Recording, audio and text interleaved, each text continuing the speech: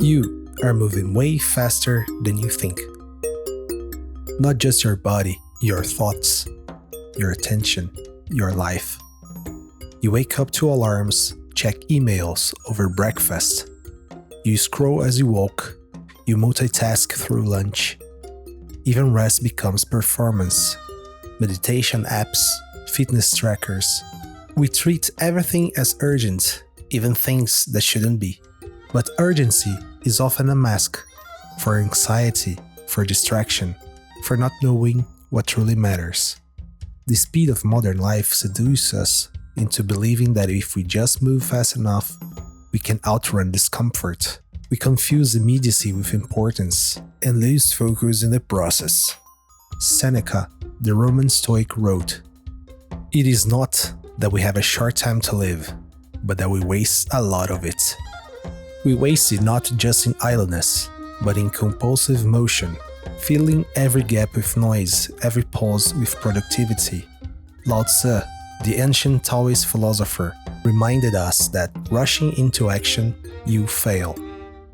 The way, he says, does nothing, and yet nothing is left undone. What if the slowness we avoid is actually the door to wisdom? What if stillness isn't absence, but presence fully realized? The irony is, the more we rush, the more life slips through our fingers. Slowness isn't what gets in the way of living, it's what reveals it. We have confused motion with meaning, speed with success, but just because you are moving doesn't mean you're headed somewhere worth going. The Industrial Revolution gave us machines, then it made us act like them. Productivity became virtue, downtime became waste, stillness became suspect. But progress is not just the accumulation of tasks completed, it is also the depth of your presence while doing them. And now, we have built machines to be even faster. Artificial intelligence, robots, systems designed to lift burdens from our backs.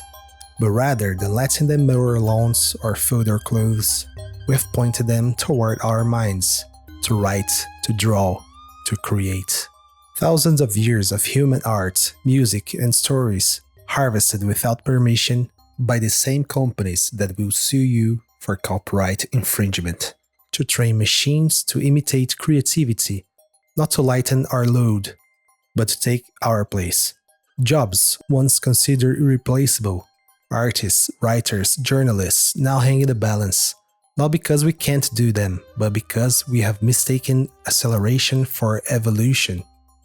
As the Taoist Zhuangzi might ask, what use is a fast boat if you don't know where you're sailing? Progress, real progress, asks us to move with care, to build not just what is possible, but what is humane. Slowness creates awareness, and awareness is the beginning of wisdom.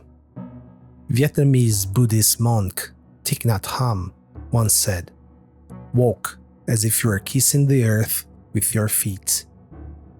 There is a kind of reverence that only slowness allows.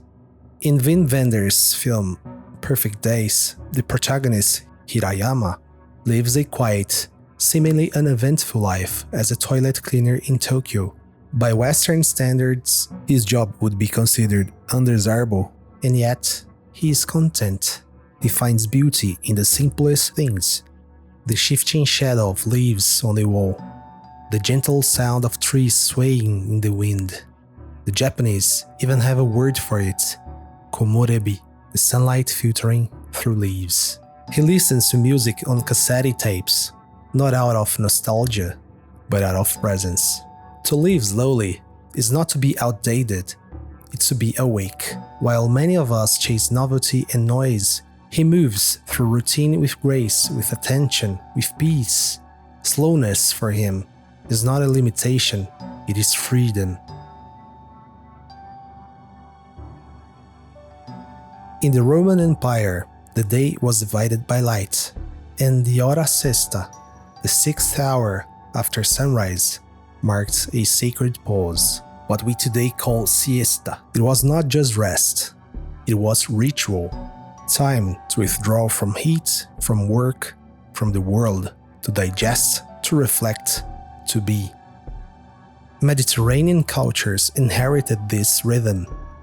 In Spain, in Italy, in Greece, lunch is unhurried, conversations stretch into the afternoon, shops close, not for inefficiency, but for balance. In these cultures, rest is not something you earn, it's something you respect. Lao Tzu said, "To the mind that is still, the whole universe surrenders." Stillness isn't always comfortable. It reveals the noise inside us, the fears, the cravings, the unresolved. But in that silence, something else emerges: clarity, peace, a quiet sense that nothing is missing. Stillness is not the opposite of effort. It is the space where effort becomes intentional. In stillness, actions become deliberate. Moments stretch open. Life takes root. The Japanese concept of ma speaks of this, the pause, the space between things, not empty, but full of potential. In music, it is the silence that gives meaning to the notes. In architecture, the void that gives shape to form. In life, the quiet that gives weight to experience. Stillness isn't dramatic, it is quiet, often invisible, but it's where life gathers its depth. A slower life invites you to be where you are, without proving, without rushing. And slowing down doesn't mean giving up, it means waking up. You're not here to outrun life, you're here to experience it. And life, the real kind, doesn't happen in the rush. It happens in the in-between, the breath before you speak, the glance held a second longer, the walk with no destination. To reclaim your time is to reclaim your life, not from others, but from habits that fragment it. Speed shatters presence, but slowness gathers it, gently, completely. The philosopher Heidegger once wrote, "The modern humanity is in flight from being." To slow down is to return to being, to remember that living is not the same as producing. You do not need to feel every moment, you only need to live it. Slow down, not to fall behind, but to return to your own rhythm. Let time expand around you. Let it be yours. If this made you slow down, subscribing at half speed is appropriate. It's a new channel, so every mindful click matters. See you next time.